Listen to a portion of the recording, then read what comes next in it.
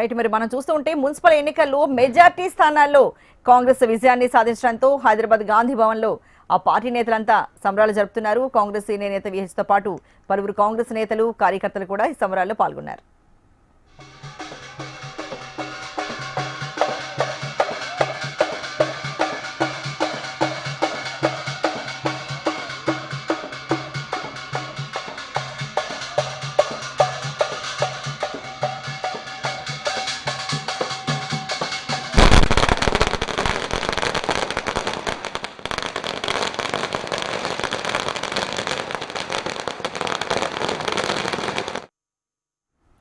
మరి మనం చూస్తున్నాం మున్సిపల్ ఎన్నికల్లో మెజార్టీ స్థానాల్లో కాంగ్రెస్ విజయాన్ని సాధించడంతో గాంధీ భవన్ లో పార్టీ నేతలంతా సంబరాలు జరుపుకుంటున్నారు. మరి సీనియర్ నేత విహెచ్ ఉన్నారు, ఇంకా పలువురు నేతలు కార్యకర్తలు కూడా ఉన్నారు.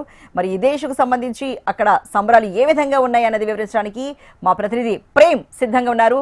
ప్రేమ్, మరి చూస్తున్నాము కాంగ్రెస్ చాలా విజయోత్సవంతో జోష్ గా ఉంది. ఇక్కడ గాంధీ భవన్ లో సంబరాలు జరుపుకుంటున్నారు. ఈ సందర్భంగా కాంగ్రెస్ నేతలు కార్యకర్తలు ఎలాంటి స్పందనను ఎలాంటి మనోభావాన్ని వెలిపిస్తున్నారు?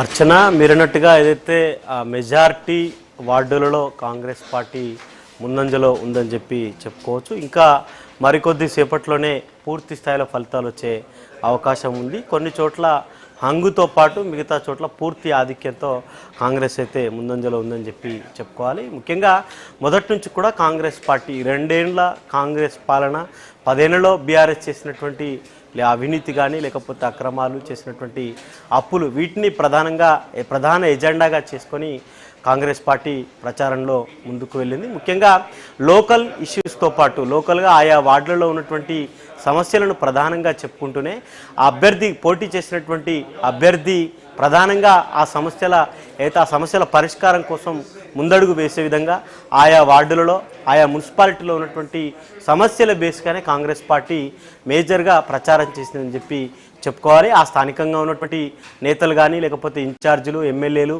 మంత్రులు, ఇన్ఛార్జిగా ఉన్నటువంటి మంత్రులు మేజర్గా వాటినే ఎక్కువగా ఫోకస్ చేశారు. ఎక్కువ వార్డుల్లో కాంగ్రెస్ విజయం సాధించడానికి కారణం కూడా అదే అని గాంధీ భవన్లో పెద్ద ఎత్తున చర్చ జరుగుతుంది. ఈ 2 ఏళ్లలో కూడా అమలు చేసినటువంటి ఒకవైపు రూరల్, అర్బన్ బేస్గా జరిగేటువంటి ఈ ఎన్నికలలో ఎక్కువగా బీజేపీ ప్రభావం చూపుతుందని పెద్ద ఎత్తున రాష్ట్ర వ్యాప్తంగా చర్చ జరిగింది. కానీ ఒక 2-3 జిల్లాలు మినహా బీజేపీ పెద్దగా ప్రభావం అయితే చూపలేకపోయింది.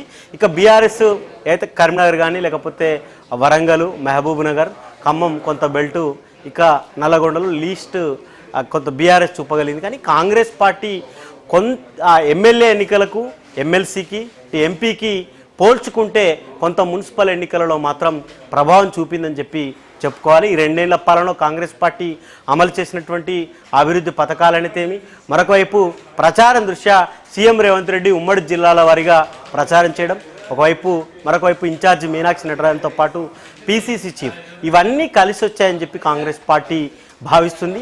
ఇక రాబోయేటువంటి ఎన్నికలలో కూడా ఇదే విధంగా ఇదే పంతాతో ముందుకు వెళ్తే నెక్స్ట్ వచ్చేటువంటి ఎన్నికలలో నిన్న రేవంత్ రెడ్డి చెప్పినట్టుగా కూడా మరొక 10 ఏళ్ళు 15 ఏళ్ళు కూడా కాంగ్రెస్ పార్టీ అధికారంలో ఉండే విధంగా ప్రణాళికలు కూడా చేసుకునే అవకాశం ఉన్నట్టుగా కూడా పెద్ద ఎత్తున గాంధీ భవన్లో చర్చ అయితే జరుగుతుంది. ఈ ఎన్నికలే కాదు, భవిష్యత్తు ఏ ఎన్నికలు వచ్చినా కూడా అభివృద్ధే ప్రధాన ఎజెండాగా ముందుకు వెళ్తూ దాంట్లో మేమే గెలుస్తామని కూడా ఆశాభావం వ్యక్తం చేస్తుంది కాంగ్రెస్ పార్టీ.